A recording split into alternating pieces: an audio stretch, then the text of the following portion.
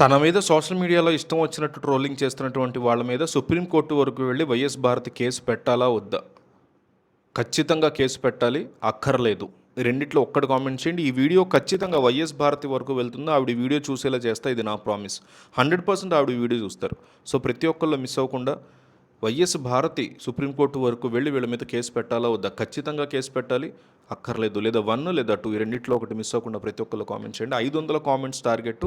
ఆవిడ కామెంట్స్ చూసినప్పుడు ఇంతమంది నాకు సపోర్ట్ ఉన్నారా, లేదా ఇంతమంది నన్ను అక్కర్లేదు అంటున్నారా అని తెలిసిపోవాలి. ఆవిడ ఖచ్చితంగా ఈ వీడియో చూస్తారు. సో ప్రతి ఒక్కళ్ళు మిస్ అవ్వకుండా కామెంట్ చేయండి. ప్రస్తుతం ఆంధ్రప్రదేశ్ రాజకీయాల్లో సోషల్ మీడియాలో జరుగుతున్నటువంటి పరిణామాలు రకరకాల మలుపులు తీసుకుంటూ ఉంటున్నాయి రోజు రోజుకి. వైఎస్ భారతి వ్యక్తిగత విషయాల్ని లాగుతూ సోషల్ మీడియాలో జరుగుతున్నటువంటి దుష్ప్రచారం మీద ఆమె తీవ్ర స్థాయిలో ఆగ్రహం వ్యక్తం చేశారు అంటున్నారు విశ్లేషకులు. ఇన్నాళ్ళు మౌనంగా ఉన్నప్పటికీ ఇప్పుడు జరుగుతున్నటువంటి పరిణామాలు హద్దులు దాటడంతో ఆమె చట్టపరమైనటువంటి పోరాటానికి సిద్ధమయ్యారు అంటున్నారు. ఒక మహిళగా తన వ్యక్తిగత జీవితాన్ని కించపరిచేలాగా చేస్తున్నటువంటి తప్పుడు కథనాల్ని, అసభ్యకరమైనటువంటి రాతల్ని ఆమె తీవ్రంగా ఖండిస్తున్నారు. అంటే వాళ్ళ ఆరోపణ, వైసీపీ కానీ, వైఎస్ భారతి కానీ, వైఎస్ జగన్ ఫ్యాన్స్ కానీ, వీళ్ళ ఆరోపణ ఏంటంటే తెలుగుదేశం అనుకూల మీడియా ఒక వార్తను బాగా వైరల్ చేస్తుంది అని. ఆ వార్త ఏంటంటే వైఎస్ జగన్మోహన్ రెడ్డి మీద వైఎస్ భారతి చంద్రబాబు నాయుడు ఎప్పుడో ఒక 25 ఏళ్ల క్రితం 2000 ఆ టైంలో సీఎంగా ఉన్న టైంలో పంజాగుట్ట పోలీస్ స్టేషన్లో తన భర్త మీద గృహహింస కేసు పెట్టారు వైఎస్ భారతి. వైఎస్ జగన్ మీద తన భర్త అంటే వైఎస్ జగన్ వైఎస్ భారతిని 2000 సంవత్సరంలో కొడుతున్నారు అని గృహహింస కేసులు ఉంటాయి కదా, అట్లా పెట్టారు.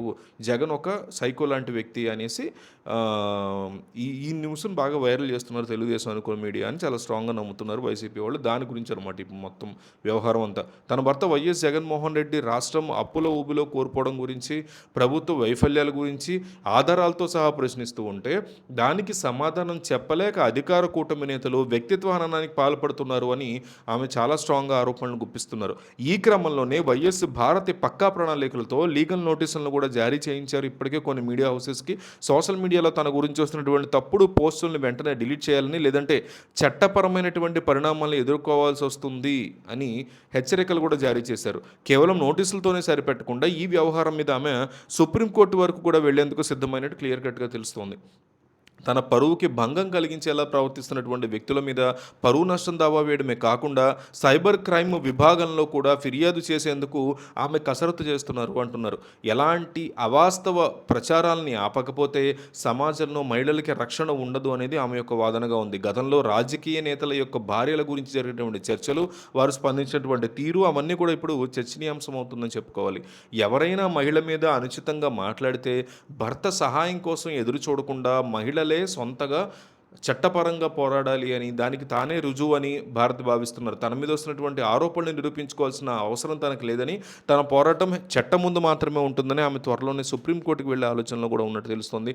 అందుకే మిమ్మల్ని అడుగుతున్న ఈ వీడియో ఆవిడకి పంపిస్తాను. ఆవిడ ఖచ్చితంగా కామెంట్స్ చూస్తారు. సుప్రీంకోర్టు వరకు వెళ్ళి ఆవిడ ఖచ్చితంగా కేసు పెట్టాలి, అక్కర్లేదు. ఈ రెండిట్లో ఒకటి మిస్ అవ్వకుండా కామెంట్ చేయండి.